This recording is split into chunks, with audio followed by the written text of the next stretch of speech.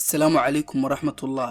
Marmarka qaar ma aragtay dad badan oo ka fogaaday adigoonan wax fikrad ah ka haysan sababta ka dambaysa. Malow murugootay walwalna kugu beertay sababta dadka badankooda ay kugu nacaan.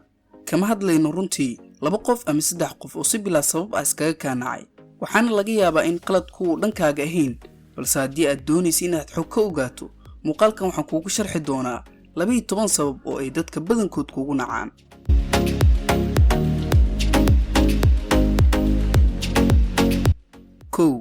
mar waliba waxaa tahay baahane. badanaa dadku ma jecla qofka wax weydiinta badan, wax waliba ha noqotee ama u baahan in mar walba la caawiyo. Wayna ka fogaadaan isku day in waxyaabaha ku gaarka aad qabsan karto ilaa waxyaabo ay dantu kugu qasabto maahine. 2 waxaa tahay qof wax walba dhanka xun ka eega. runtii dadka badankood ma jecla qofka mar walba waxa xun ka sheekeeya ama wax waliba uu arka xumeeya. Ha ahaato fikrada ay dadka weydiistaan, isku day in aad dhanka wanaagsan badanaa wax ka eegto. 3 waxaad ka welweshaa in ay dadku ka helaan. badanaa dadku way neceb yihiin qofka isku qasba, sababtoo ah waxay u malaynayaan in aad si aad ah ugu baahan tahay. dadka badankoodna waxa ay door bidaan qofka isku kalsoon oo aanan kala jeclayn in laga helo iyo in kale. isku day inaad naftaada aaminto oo aadan ka welwelin in lagu xushmeeyo, lagu jeclaado ama laga helo. waxaa arki doontaa inta aan soo sheegnay in aad heshid adigoona weydiisan. 4 waad muran badan tahay. dadka badanaa waxa isku qaldaan muranka iyo dooda. marmarka qaar way fiican tahay in aad dadka la doodid oo idin dhex marto dood wadaag, fikradihiinana aad isdhaafsataan. balse muranka waa in aad wax waliba dood ka keento. hadal walba uu qofka sheego haddii aad dood ka keento, dadka badankoodu way ka fogaan doonaan, sababtoo ah ma jiro qof jecel inuu maalin kasta dood ku jiro. 5 waxaad tahay anaani ama qof dantiisa oo kaliya fiirsada.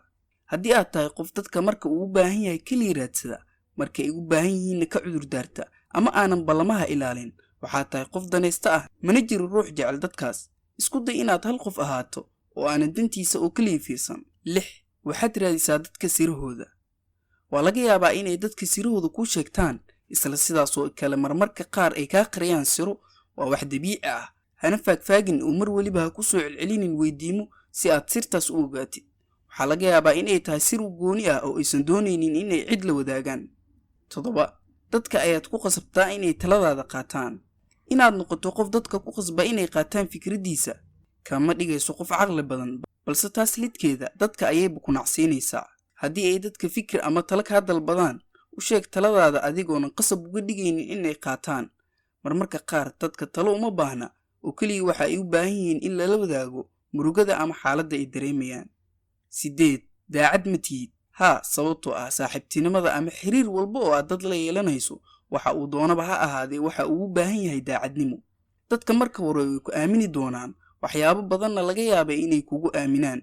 daacadnimo la'aantana waxa ay si xoogan u burburisaa aaminidda.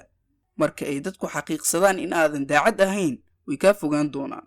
9 faanka saa'idka ah. inaad guulahaada dadka la wadaagto dhibaato ma leh, balse inaad mar walba ku faanto waxyaabo isku mid ah waxa ay kaa yeelaysaa qof liita. run ahaantii uma baahnid inaad sii sharaxdo, oo dadka way ku garanayaan qofka aad tahay iyo booska aad joogto. u ogolow guulahaaga inay iyagu ismuujiyaan, uma baahna inaad adigu muujiso. 10 dhibaatadu adiga ma aha ee waa iyaga. haddii aad leedahay dabeecadaha aan kor ku soo xusnay, way fiican tahay inaad iska beddesho, balse mar waliba adiga qaladka ma lihid. waxaa laga yaabaa inay dadku iska kaanacaan, ee ha ka welwelin midaas. ku noolow noloshaada xornimo, kuna kalsoonow nafsadaada. waqtigaaga inta ugu badanna ku bixi kuwa ku jecel ee ku xishmeeya. noloshaada way iftiimi doontaa insha Allah. mac salaama.